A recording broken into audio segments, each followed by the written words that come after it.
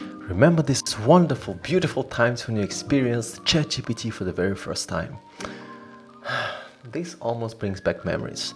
Now, when we look back and when we're looking at where we are right now, something has changed, has it?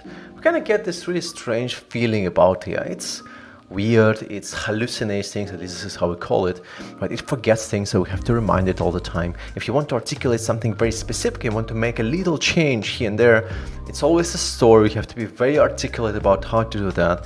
On the other hand, you have to deal with this output of AI, so sometimes you will find a useful bit over here, useful bit over there. You have to puzzle it all together in some sort of weird place, sometimes using kind of notebooks or stuff like that to put it all together.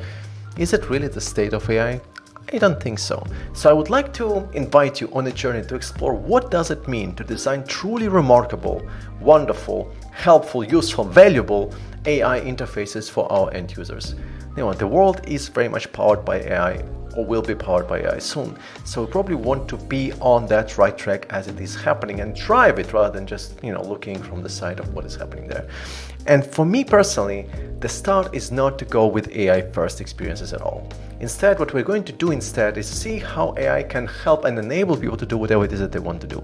And that means studying user needs first, looking where people struggle, looking where they succeed, where the value is, and then take AI and take a little bit of AI, it's almost like salt, and sprinkle it all over our user journeys to help people get more value from our product by maybe even having AI quietly sitting in the side and just doing its job without big sparkles or big AI powered branding or wording. So how do we do that? Well, I would like to invite you on a little journey on May 15th and also May 17th in Graz and in Vienna in Austria, where I'm going to go in and explore all those things and what it even means to design wonderful, beautiful, remarkable AI interfaces in 2025.